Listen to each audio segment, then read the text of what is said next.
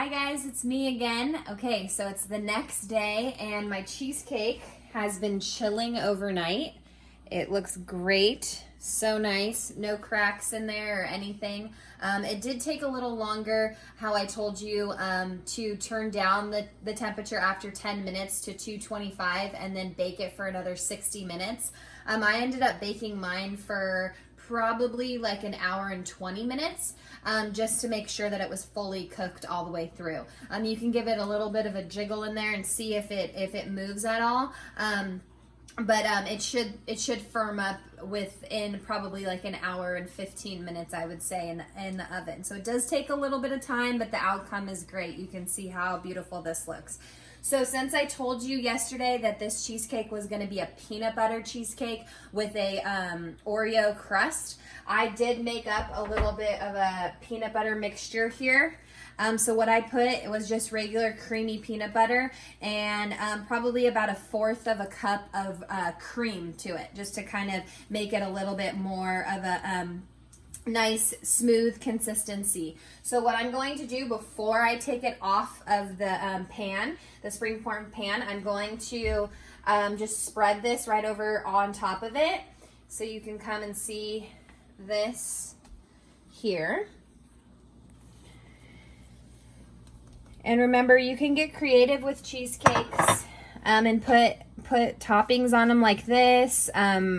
Actually, my husband gave me a really good idea this morning, and he said we should have next time put Nutella on the bottom and then this peanut butter glaze on top, so it'd be even more chocolate and peanut butter when you cut into it and see those layers. So maybe we'll have to try that. And then I also cut up, or I guess chopped up, some peanuts that I'll sprinkle on top of here too. And you want to put your topping on because it's easier to spread it around, get to all the way to the edges, than if you took this out. You wouldn't be able to maneuver it around to spread out your topping. So just a little more information on making your cheesecake unique and to your liking. All right, that looks nice. And I'm using my offset spatula again, which I love. Comes in handy. These are super cheap. You can get them at the grocery store even nowadays, but they come in a lot of different sizes. I like this small one because I'm used to using this smaller one that I used to use all the time at the restaurant. But they do come in larger sizes. And so now I'm just gonna sprinkle these peanuts on top here.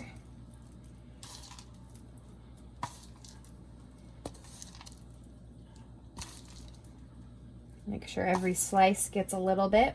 Okay, now I'm just going to wipe off my offset spatula, and what I have here is I have some hot water that I put into this cup. You could use anything, a vase, a pitcher, anything that's tall enough to stick your knife in.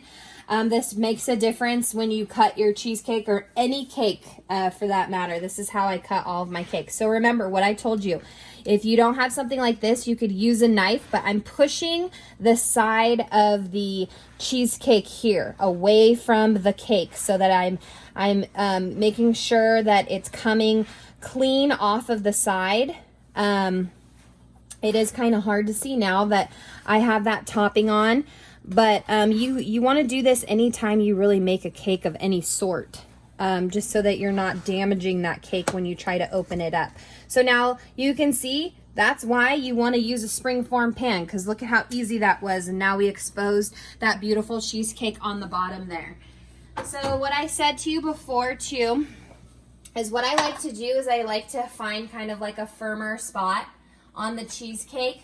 Sometimes, if I didn't mention this yesterday, you can bake the crust for a 5 to 10 minutes to kind of set the crust if you were using something to make it a little bit harder here. And then you can put your filling on after you make it. I didn't pre-bake my crust, but that is an option. So what I do is I kind of get under there like a wedge, and I kind of find a little sweet spot there. And then I have had that parchment paper underneath also too, to help so it doesn't stick. And then I'm going to take my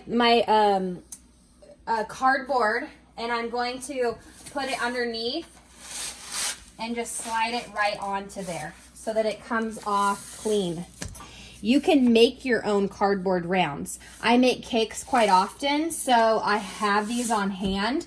But what I used to do, if I didn't, I just took a piece of cardboard and I cut a circle. If you ever get a delivery from Amazon or something like that, just cut a circle. That's essentially what this is just a cardboard round. And you could use it for any cakes, but it's great to use when you are frosting something or whatever. But I used to make them all the time out of just cardboard that I had laying around the house. So now you can see it came off very nicely. I don't have any edges that are a little bit crazy because I went around it with my offset spatula, and now it looks really beautiful, right? So what I'm going to show you now is how to cut it, and so that you get those perfectly clean cuts. So I have my knife here. Like I told you, I warmed it up. Having it warm is the key. And I wipe it off every time I make a cut and before I do. So what I do first is I cut it down the center. So I'm going to cut that down the center. I'm going to put my knife back in the water. I'm going to turn my cake towards me. Wipe it off again. And then I'm going to cut down this side of it. Turning it again. I'm going to start on this side, and I'm going to make, you can make however many slices you want, but to make them even, you want to make a cut down the center here. And now I'm going to clean my knife off. And this makes for, so that it doesn't get all that junk on your knife, and then you cut it and it looks all bad here. I'm trying to get it precise so that these slices look really nice and pretty.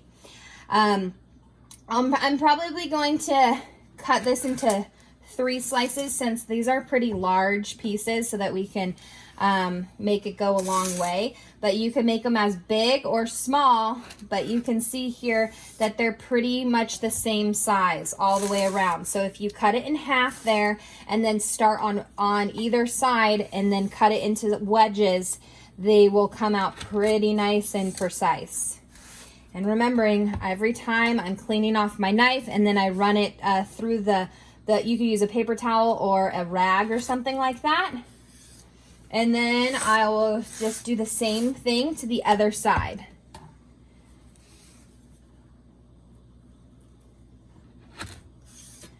And some people don't know how to properly cut a cake or a cheesecake or pie or anything like this, but this works for pretty much any type of round pie cake you have. So if you follow this little demonstration here, your cuts should be beautiful every time.